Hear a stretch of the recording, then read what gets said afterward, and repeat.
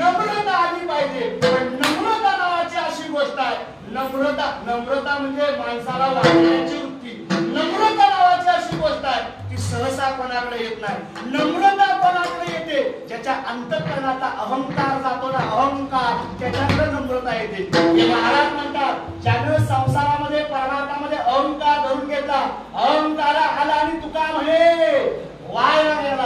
ज्याच्याकडे अहंकार आला तो वाया गेला. आणि महाराज म्हणतात, ज्याच्या अंतःकरणाचा अहंकार गेला, अहंकार गेला.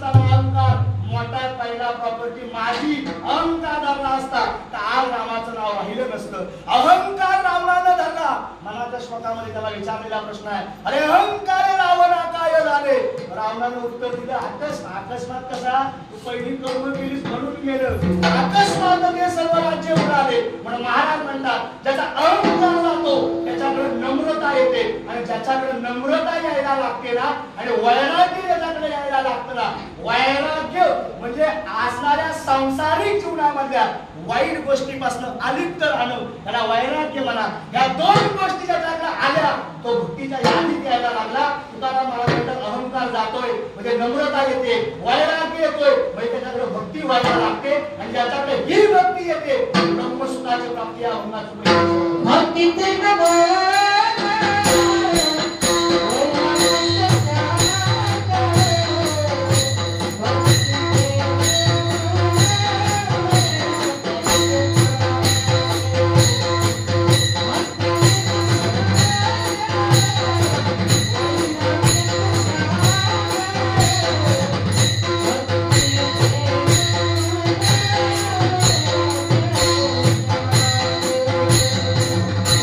Thank you.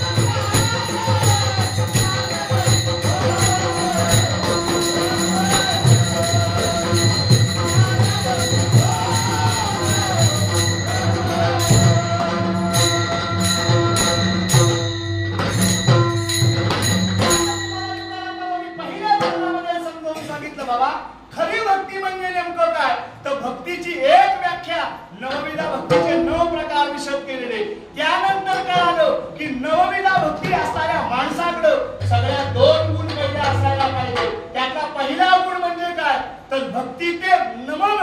नमन या अक्षराचा अर्थ होतो नम्रता. आणि दुसरा गुण आहे वैराग्य. वैराग्य या अक्षराचा साधा अर्थ घ्या की जीवनामधल्या वाईट गोष्टीचा त्याग करणं, अलिप्त राहणं हे भक्तीची 2 सगळ्यात लक्षण आहेत. पण संत वाङ्मयाचा थोडासा जर विचार कराल तर संत वाङ्मयानुसार भक्तीचे मूळ 2 प्रकार सांगितले. संत वाङ्मयामध्ये भक्तीचे 2 प्रकार सांगितले. पहिला भक्तीचा प्रकार एक पराभक्ती आणि दुसरी भक्ती ती म्हणजे अपराभक्ती. आता पराभक्ती म्हणजे काय आणि अपराभक्ती म्हणजे काय या दोघांचा भेद काय लक्षात घ्या. पहिला पराभक्ती कशाला म्हणतात. पराभक्ती म्हणजे देव मिळण्याच्या आधी जी भक्ती केली जाते तिला पराभक्ती म्हणतात. आणि देव मिळाल्यानंतर जी भक्ती केली जाते तिला अपराभक्ती म्हणतात. बघा पहिली जी भक्ती सांगितली तिचं नाव आहे पराभक्ती. काय बरं व्याख्या होती. पराभक्तीची व्याख्या देव मिळण्याच्या आधी जी भक्ती केली जाते म्हणजे देव मिळेल का फळ मिळेल याची इच्छा न बाळगता भक्ती केली जाते तिला पराभक्ती म्हणतात. उदाहरणार्थ तुम्ही घ्या संतांच्या यादीमध्ये असणारे भक्त प्रल्हाद. भक्त प्रल्हादाला देव मिळेल, देव धावून येईल याची खात्री नव्हती. पण जन्माला यायच्या आधीपासून नारायण नामाचा उच्चार केला. देव मिळण्याच्या आधी भक्ती केली आणि मग नारायण प्रकट होऊन उचलून ज्या वेळेला उचलून लाट त्यांनी मारली खांबाला तक्षणी आवाज झाला आणि नरसिंह रूप घेऊन नारायण प्रगट आला. म्हणजे नरसिंहाचा रूप घेऊन भक्ती नारायणाची केली. पण नंतर अंतिम क्षणाला नारायण नरसिंहाच्या रूपात प्रकट झाला. म्हणजे कोणती भक्ती पराभक्ती. उदाहरणार्थ कयादू असणारी कोणाची आई काय झालाय कसा अहो भक्त प्रल्हादाच्या असणाऱ्या आईनं आणि हिरण्यकश्यपून फक्त हिरण्यकश्यपून त्या आपल्या पत्नी बरोबर शारीरिक संबंधाचा उपभोग घेताना मला नारायणाला मारायचा आहे, मला नारायणाला मारायचा आहे एवढीच मनात इच्छा प्रकट केली. नारायण म्हणजे काही काम करताना नारायणाचा उच्चार केला. वाईट गोष्टीसाठी का होईना पण नारायणाचा उच्चार केला. त्याचं फळ काय झालं. पोटी कोण जन्माला आला. नारायण जन्माला. मी नाही म्हणत ज्ञानोबराची भाषा. ज्ञानोबरा म्हणजे सत्वर उच्चार करला बिंबला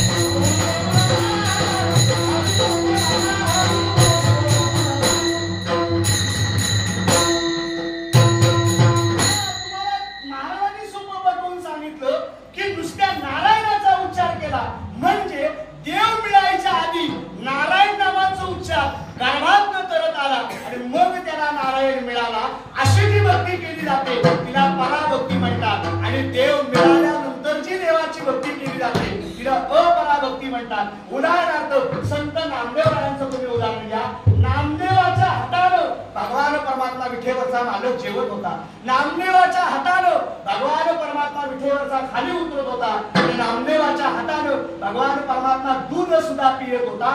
त्या नामदेवरायांना देव मिळाला होता. पण त्याच नामदेवरायांना गोरोबा काकांनी सांगितलं अरे नाम्या तू कच्चा आहेस. पण तेव्हा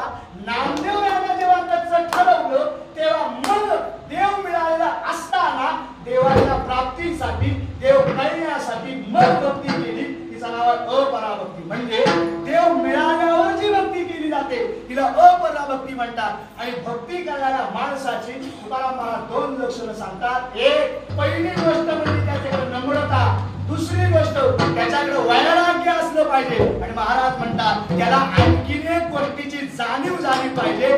कोणती जाणीव झाली पाहिजे?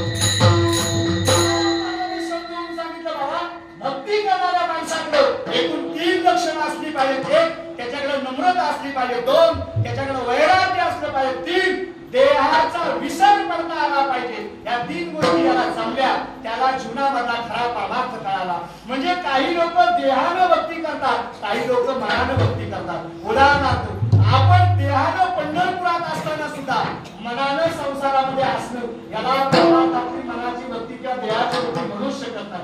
काही लोक देहानं इथं प्रपंचात आहेत पण देहानं प्रपंचामध्ये असताना सुद्धा लक्ष मात्र त्या पांडुरंगाच्या चरणावर कायमचं असतं. म्हणजे देहाचा त्याला विसर पडतो आणि त्याचं लक्ष फक्त भगवान परमात्म्याच्या चरणाकडे काय होतं, समरूप होतं. आणि ज्याची काया समरूप झाली हे भक्तीतलं काय आहे, सगळ्यात तिसरं लक्षण आहे. महाराजांच्या लक्षात आलं हे तीन गुण ज्याच्याकडे आहेत त्याला भक्त म्हणायचं, त्याला साधक म्हणायचं. आणि हा जो गुण आत्मसात करून देवाच्या जवळ जातो तिला भक्ती म्हणायची. मग महाराज म्हणायला लागले की उदक, उदक म्हणजे पाणी, अग्नी म्हणजे आग, धान्य, हे तीन पदार्थ जर एकाचा तो पदार्थ तयार होऊ शकत नाही. महाराजांनी सोपं सांगितलं. पहिलं उदाहरण घ्या. भात बनवायचा असेल, तांदूळ आहे, आगही आहे, पण पाणीच नसेल तर भात तयार होऊ शकत नाही. किंवा पाणी आहे, तांदूळ आहे, पण शिजवण्यासाठी आगच नाही, तरी सुद्धा भात तयार होऊ शकत नाही. म्हणजे नम्रता आहे, वैराग्य आहे, पण देहाचा विसर जर पडला नसेल तर एका विवेक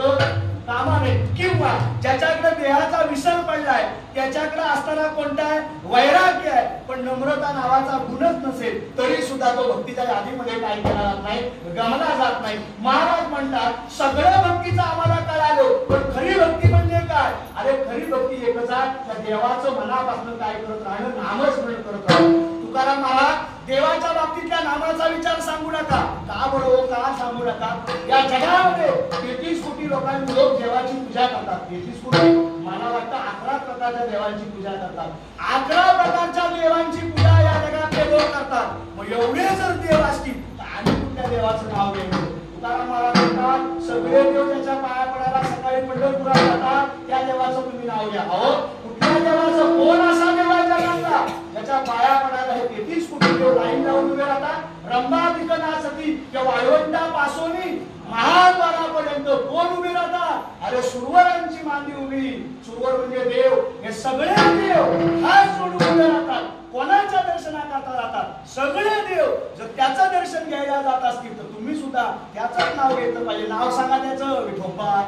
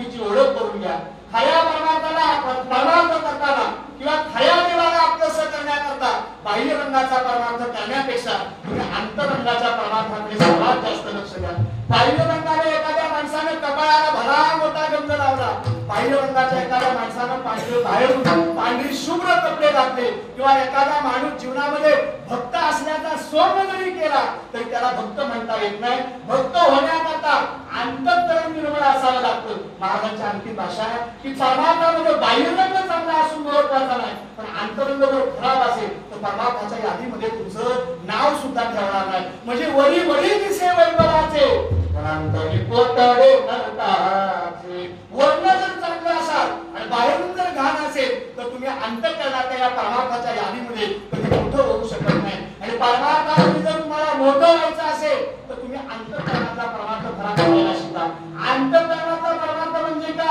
तुमच्या आमच्या आत नम्रता आणायला शिका, तुमच्या आमच्या आत वाईट गोष्टीचा संग त्यागायला शिका आणि तुमच्या आमच्या आत स्वतःनं मनानं आणि देहाचा विसर पडेल अशा परमार्थाच्या परमेश्वराच्या चिंतनामध्ये स्वतःला रममाण करायचा प्रयत्न करा. संत तुम्हाला वेळोवेळी सांगत आले तरी सुद्धा या जगामध्ये लोक बाबा संतांचं कधी वाक्य मनावर घेत नाही. संतांच्या कधी माणसं जीवनात पुढे काय करत नाही, एक वाक्य सुद्धा ऐकायला तयार होत नाही. महाराज म्हणतात जर तुम्ही संतांचं ऐकलं नाहीत ना तर काय बा कुणाचे गेले ज्याचं त्याने आलं येतं गेलं. जे काय होणार आहे ते आमचं काहीच होणार नाही. जे जाणार आहे ते कोणाचं जाणार आहे, तुमचंच जाणार आहे. ना बाबा देशाकडे भाषा वापरतात, ना बाबा असं म्हणतात की जगामध्ये जर तुम्हाला सांगून पटत नसेल तर तुम्हाला एक ना एक दिवस या जगामधून निघून जायचंच आहे. पण एक ना एक दिवस असा यमाचा फटका पडेल, असा यमाचा फाटा पडेल तुमच्यावर.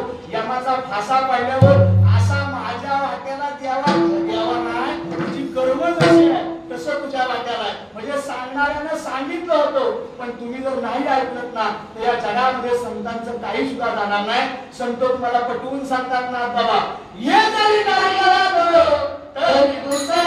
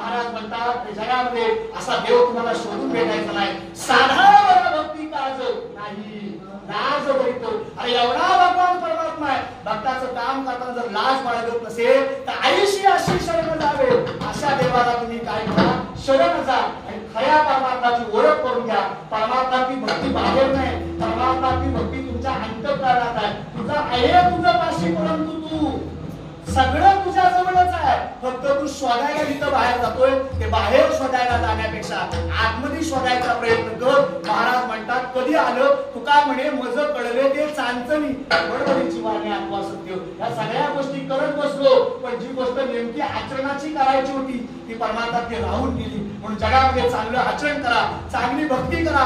हा पापांचा स्वेज्वळ मार्ग ज्या संतांनी तुम्हाला शिकवलाय ना, त्या ज्या संतांनी आपल्याला शिकवलाय त्या संतांचा एका वचन ज्ञानेश्वर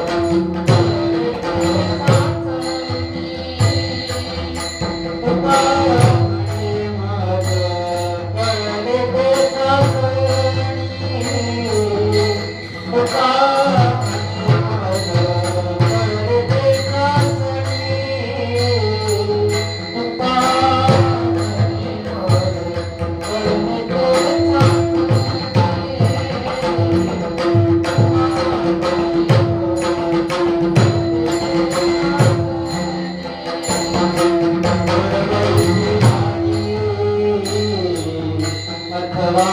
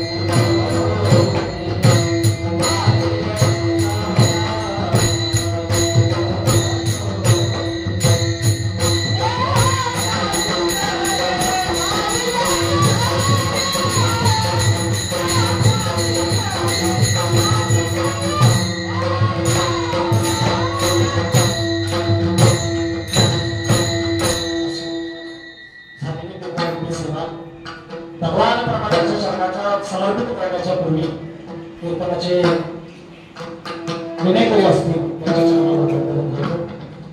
कीर्तनाला मृदुंग म्हणून साथ आणि रत्नागिरी जिल्ह्यात पखवाजावर ज्यांची एक वेगळ्या प्रकारची कमान आहे आणि वेगळ्या प्रकारच्या रत्नागिरी जिल्ह्यामध्ये त्यांचा असं मृदुंग छत्रामध्ये यांचं नाव आहे. आपल्या जवळच्या परिचयाचे असणारे शुभम नाव जगा असतील त्यांच्या चरणावर त्यांचे सहकारी असणारे कामते गावचे असणारे आमचे पंतप्रधान गायक असतील तुमच्याही चरणावर गायन क्षेत्रामध्ये ज्यांचं या रत्नागिरी जिल्ह्यामध्ये नाव आहे, शाहीर क्षेत्रामध्ये सुद्धा त्यांचं रत्नागिरी जिल्ह्यामध्ये असणारी असली वेगळी प्रकारची वचक आहे. त्यांना आवाजाची गान रत्नागिरी जिल्ह्यामध्ये ज्यांची ख्याती आहे त्या असणारे आमचे प्रसाद असतील त्यांच्याही चरणावर वंदन करतो. मृदुंग क्षेत्रातलं गायन क्षेत्रातलं वैभव असणारं कीर्तन क्षेत्रातलं वैभव असणारं आदित्य महात्मा असतील त्यांच्याही चरणावर वंदन करतो. कीर्तनाला उपस्थित संबंधित सर्व गायकरी असतील सगळ्या प्रकारांच्या चरणावर वंदन करतो. उपस्थित असणारे कामते गावातील कुटुंब असताना पेढे गावातील परशुराम गावातील मुले असतील त्यांच्याही चरणावर वंदन करतो. आणि युट्यूब चॅनलचे असणारे धर्मे असतील त्यांच्याही चरणावर वंदन करतो. साऊंडवाले असतील त्यांच्याही चरणावर वंदन करतो. संबंधित सगळे श्रोते वर्ग असतील त्यांच्या चरणावर वंदन करतो. यजमान वाणीच्या वतीने ही सेवा नागसरकार अल्पज्ञानी व्यक्तीच्या हातात आली. संबंधित सेवेचा आढावा आपण केला असेल तुमचंही मनापासून